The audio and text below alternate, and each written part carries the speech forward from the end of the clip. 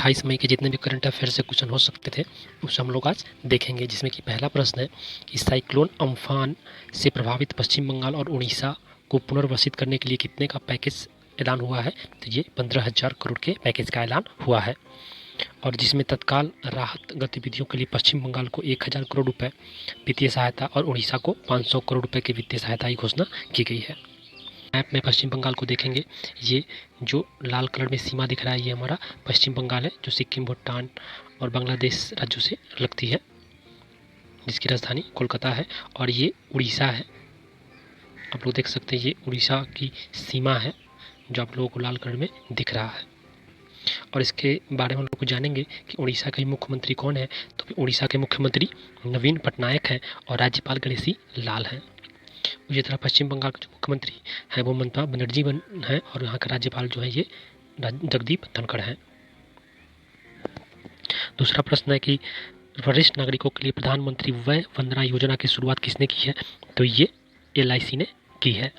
अगला प्रश्न है, और LIC के बारे में हम लोग कुछ जानेंगे कि LIC यानी कि भारत जीवन बीमा निगम की स्थापना कब हुई थी। तो ये 1 सितंबर 1956 ईस्वी को इसकी स्थापना हुई थी, और इसके जो अभी अध्यक्ष हैं वो MR कुमार हैं।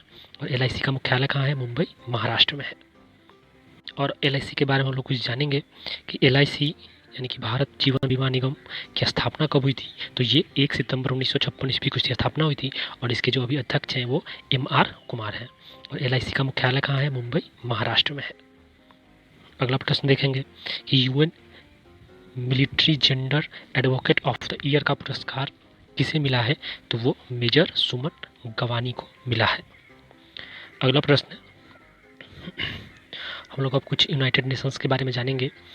और यूनाइटेड नेशन यह जो पुरस्कार है ये 29 मई को संयुक्त राष्ट्र अंतर्राष्ट्रीय सैनिक शांति दिवस के अवसर पर यह पुरस्कार देगा, और यह पहला मौका होगा जब किसी भारतीय शांति दूत को यह पुरस्कार मिलेगा।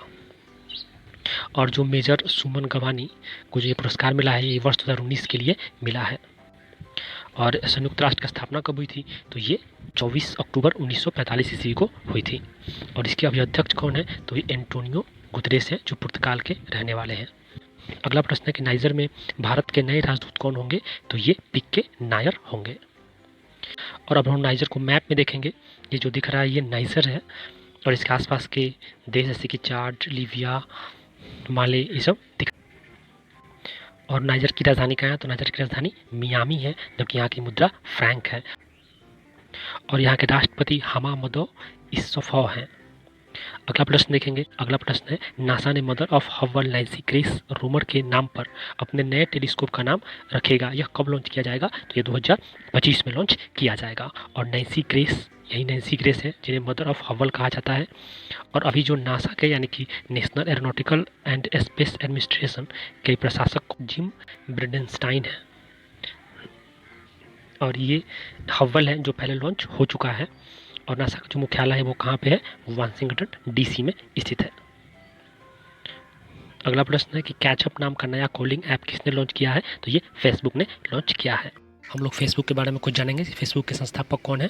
तो ये उसके संस्थापक और उसके CEO जो है मुख्य कार्यकारी अधिकारी वो मार्क जुकरबर्ग हैं, और इसका जो मुख्यालय है वो कैलिफोर्निया अमेरिका में स्थित है। अगला प्रश्न देखेंगे कि किस राज्य ने डाक विभाग के जरिए शाही लीची और जर्दालू आम को घर घर भेजने की योजना बनाई है। तो ये बिहार राज्य ने बनाई है। अब हम लोग बिहार राज्य को मैप में देखेंगे। राज्य है जो मैप में दिख रहा है, और हम लोग बिहार के बारे में कुछ और जानेंगे कि बिहार राज्य का मुख्यमंत्री कौन है। तो नीतीश कुमार है। यहाँ का राज्यपाल फागू चौहान है, और विधानसभा की सीटें जो यहाँ पे हैं वो 75 है। ये विधान परिषद की सीट 75 है, और विधानसभा की सीट जो है वो 243 है, जबकि राज्यसभा की सीट 16 है और लोकसभा की सीट 40 है। अगला प्रश्न देखेंगे कि HIL लिमिटेड टिड्डी नियंत्रण के लिए किस देश को 25 टन कीटनाशक आपूर्ति करेगा। तो ये ईरान को देगा। अब हम लोग ईरान को मैप में देखेंगे। ये जो दिख रहा है ये ईरान है, और इसके आसपास के देशों को भी आप देख सकते हैं। अब हम लोग ईरान के बारे में कुछ जानेंगे कि ईरान की राजधानी कहाँ पे है। तो ईरान की राजधानी तेहरान है, और यहाँ की मुद्रा जो है रियाल है, और यहाँ के राष्ट्रपति हसन रूहानी है। अगला प्रश्न है कि पतंजलि ने ई-कॉमर्स में अपना नया ऐप लॉन्च किया है, उसका नाम क्या है। तो उसका नाम है ऑर्डर मी। अब हम लोग पतंजलि के बारे में कुछ जानेंगे कि पतंजलि का स्थापना कब हुई थी, तो इसका स्थापना वर्ष 2006 में हुई थी और इसका मुख्यालय हरिद्वार में स्थित है और इसके संस्थापक जो हैं वो रामदेव और बाला कृष्ण। अगला प्रश्न है, किसने अपना खुद का ग्रूमिंग और पर्सनल केयर ब्रांड फ्रेश शुरू किया है, तो ये सलमान खान ने शुरू किया है। अगला प्रश्न है कि कौन सा मोबाइल ऐप अब अपने सोर्स अगला प्रश्न है, कौन से मोबाइल ऐप को अब ओपन सोर्स बनाया गया है, तो ये आरोग्य सेतु ऐप को अब ओपन सोर्स बनाया गया है।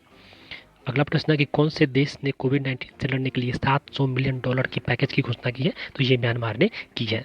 हम लोग म्यांमार को मैप में देखेंगे, ये जो दिख रहा है हमें ये म्यांमार है, ये म्यांमार है।